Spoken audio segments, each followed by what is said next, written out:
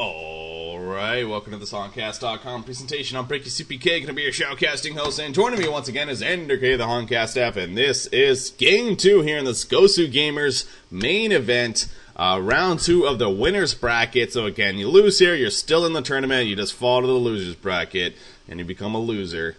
No, but anyways, of course, you're still in the tournament, but this is the winner's bracket. The winner of this matchup here, the series, will guarantee themselves at least an $800 prize pool, a jump up from right now $500 guaranteed. So, obviously, as always, there's money on the line from round to round. That's really, overall, it makes this tournament so great.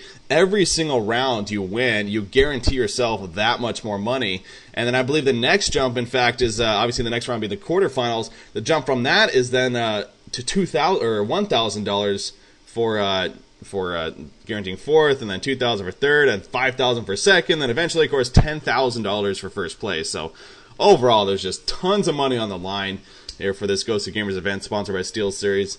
And it's been a lot of fun so far, and always continuing to be a lot of fun. But again, so we have SK Gaming versus TSoG here. TSoG, not too impressive performance in Game 1, but you could also say it was a very impressive performance from SK Gaming at the same time, thus resulting in about a 20-minus minute victory for SK Gaming, and of course, thus being up 1-0. But like I said, I'm joined by Xander K. How you doing, Ken? Pretty good. Enjoyed that game. It was a good time. But, new game, new server, and, new bans. No Pestilence this time. That was the weird one. And Behemoth gets the kibosh on this one, so that's fun. Tundra. That's a nice first pick right there.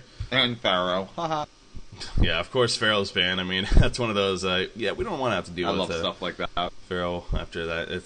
That's the great thing about these best of the 3 series. You can see what teams are just pissed off about. Like, yeah, we got raped by him, so we're going to go to ban that guy and this guy. And obviously with Behemoth and Pharaoh, that was the case. TSoG just got together and was like, well, that sucked. Yeah. Again, though, TSoG, especially with Papa Dritch, I mean, again, it seems like we praise him every single time, but he just deserves it. He's just that good of a guy. No, but he is an awesome picker for the team, and we definitely he's been the team captain, of course, for I believe their whole existence, and he's respected for knowing and being an awesome picker as well as banner. So we'll see how they make their adjustments here, and that's ultimately what's going to obviously make the deal here. But those bans on Pharaoh and Behemoth, so we pretty much already talked about the bans really. Devara is also the new ban. But that was banned by SK Gaming this time. They didn't want to deal with him, noticing that Mr. X actually did a decent job with him. So, no point to face him again. So, we're not seeing that Pestilence ban this time. But, again, with these bans on heroes that you just got owned against, it opens up other heroes. And in this case, it opened up Tundra, who was first picked by Tralfamador for SK Gaming. And no doubt, Tundra, very powerful hero, sets up a lot of ganks. And so it really does open the doors for some of these other powerful heroes. So it's going to be interesting to see if that he gets picked up. What I really am curious about, again, obviously, with the ban on Pestilence, you could have maybe figured that they were possibly going for an Invis hero as well. Maybe that was their goal from the beginning. They wanted to go Valkyrie with their ultimate, and they didn't want to deal with the Swarm because of that. I don't know. But I'm curious to see now if SK Gaming picks up Pestilence as a result, or if he's just left alone like he is about half of these competitive games at the very least. So, anyways, yeah, so we have some picks going out here, but going to be interesting, of course, as Game 2s always are, to see how they pick now, adjusting to one another. Soul Stealer always a solid pickup. Yeah, over there, Mr. X, he plays an awesome Soul Stealer. I believe Hyde, I want to say, maybe Rust Agent 007, I forget one of the other players also plays, but Mr. X is known as playing, he's their solo guy, so I wouldn't be surprised to see it on him. But again, I call him Mr. X. It's because I have no clue. I never try to pronounce his name because I always butcher it, and he's fine with me calling him Mr. X, as I've even asked him personally. So that's why I call him that. As the Tundra pick is followed up with Glacius and Magnus, so getting their support out of the way. SK likely showing that they could run possibly the Triolane once again. Of course, there are many options, but it just seems like Triolane is what to expect nowadays. Although a little bit less than lately. Obviously, we kind of have been shifting away from it. But it still is a very popular strategy, of course. I don't know about you, Bricky. I still see it in every game. Yeah, that's true. Nah, it's definitely it's become less prevalent. The idea has not been, oh, trial lanes are broken. This hero always gets farmed. There's certainly something you can do about it now, which is a positive. But I'm very interested to see what TSoG goes now as kind of this counter, I guess, to what happened last game. Valkyrie once again picked up in bubbles, so I like the bubbles and the Soul Stealer pickups so far. Definitely setting up to have a lot more damage coming out, and it's gonna be good. TSoG has quite a few interesting. No, all four of those heroes can actually solo lane if need be, so definitely adds a lot of misdirection to their lineup. Yeah, that is a good point. And the idea of a trial lane now, unless they plan on having Valkyrie in a trial lane, or hell, Soul Stealer, which would be stupid, I don't think we're going to see a trial lane from TSoG because of those couple of picks right there. Like you said, at least 3 of the 4 are very powerful solos. Even all 4 can solo. Wow. If they right pick, if they again, we see this all the time. They right click just to throw us off, but that would be with it already an interesting kind of a. Not sure what they plan on going type lineup. It wouldn't surprise me whatsoever if they do go with a really big curveball right here and go with someone like a Wild Soul, who's obviously a jungler, and obviously in that case you do need 2 powerful solo heroes that would work to take over. So yeah, exactly, it would work. We'll see. We got about 18. I want to keep on their line. Nah, those bastards! They had to change it. All right, so. Now, with that Andromeda pickup, 2-2-1 is what we have to see. I do not see us possibly having a trial lane because it doesn't make any sense with Bubbles, Valkyrie, or Soul Stealer. So we'll probably see 2-2-1. Valkyrie might be the only solo, maybe Soul Stealer. We'll see, though.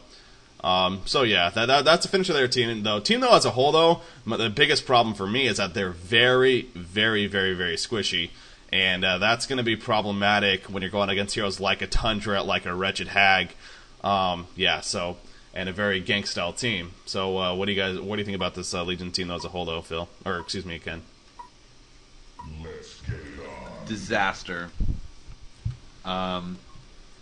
Yeah, I don't know. I'm not quite sure what to think. I'm going to need to see how they lane, but like you said, they have kind of an interesting situation in front of them. They could just have Andromeda roam and then have 2 solo heroes and 1 double lane, which is totally a possibility.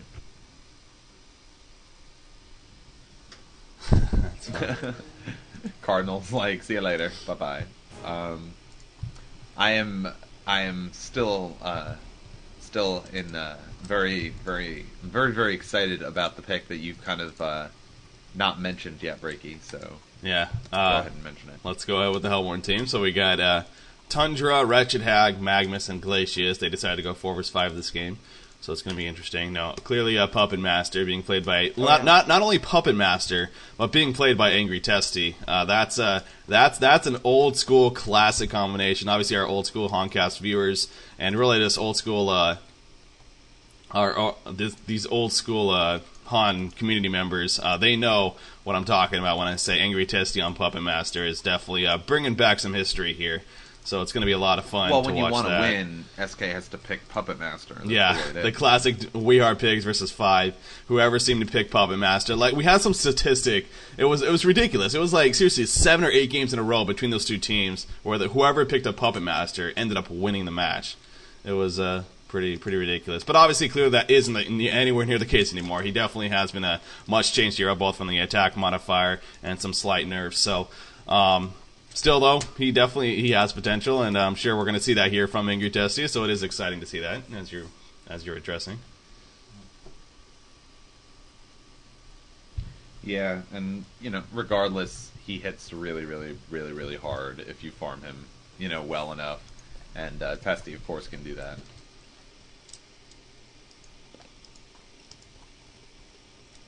So we're sitting on a pause here, waiting for the game to resume. No one's disconnected, so I guess someone's just taking a potty break or something like that. You got a ghost flying around on the screen. Good old Halloween. Oh, speaking of that, happy Halloween, guys. Especially for our American viewers, of course. But I guess they do celebrate over there in Europe as well. So happy Halloween to everyone that's tuning in. Happy Halloween. I'm sure everyone's gonna have some fun tonight.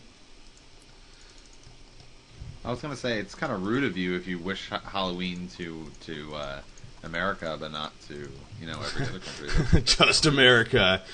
Well, you other guys, get out of here. And obviously, happy Halloween to everyone. There we go. Alright, we have resumed.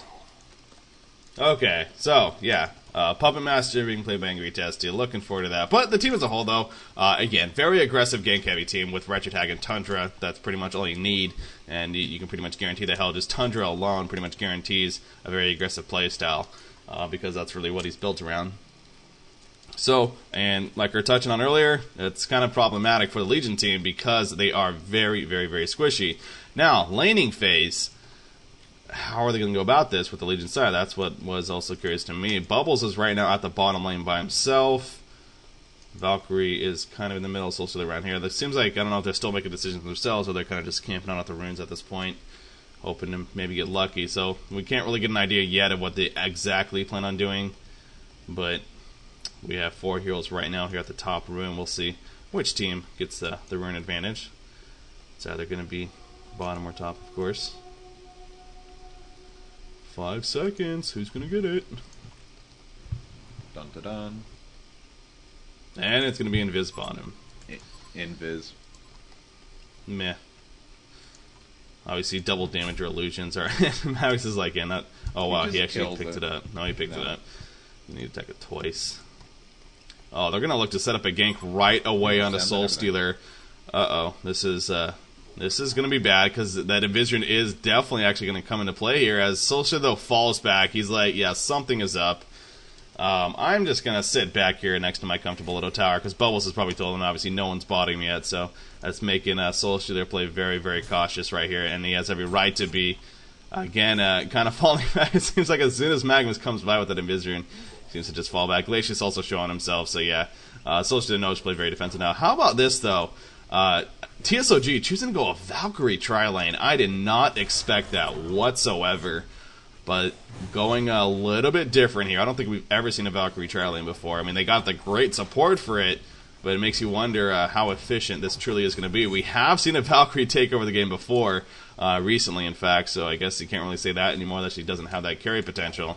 But it's, I don't know. Something tells me a 2-2-1 might have been more efficient with their lineup. But we do have action up here in the meantime, nonetheless. All 3 stuns hitting Glacius right here. That's going to be your bloodlust kill for TSoG. Away, picking up the kill, but now Valkyrie needs to get away. And will it happen? I don't know. Trying to juke in the force right here, eating a tree. Takes a Sonar Scream. One more auto attack after the blink. Yes, Wretched Hag will finish her off, but Magnus also gets taken out. So right now we have a 2-for-1 exchange. Now Wretched Hag, no blink for another 5 seconds. Can they land another stun? Not enough mana. The auto attack's coming out, just trying to pressure enough. But now Windslayer needs to be careful. Look at that turnaround burst damage. And Windslayer goes down from the Tundra Blast Sonar Screen combination. Not a lot of life hero. And again, the squishiness already showing. So a lot of exchanging back and forth here at the top lane. And in the end, we're looking at a 2-2 tie ball game here. I'd just like to remind everyone that B-Diz just got a smackdown on Glacius. That's always fun. That's pretty awesome. Tundra Blast is powerful, man. But yeah, these squishy heroes certainly coming into play, and you're not going to see a lot of tanks. The only hero in the game really that's gonna, well, on the Legion side, that's gonna, oh my god, he survived type things is gonna be Bubbles, thanks to take cover. But besides that, you're not really gonna see that. And Soul Stealer certainly has his workout out for him in the middle lane. Tundra can blow him up whenever he hits level 6. Oh yeah, Tundra is a very, very good solo mid hero, let alone against Soul Stealer, and it's already showing for Mr. X. So again, I don't know. I mean, I was making these compliments on obviously Papa Drage, known as a very, very good picker for the team, and oh god.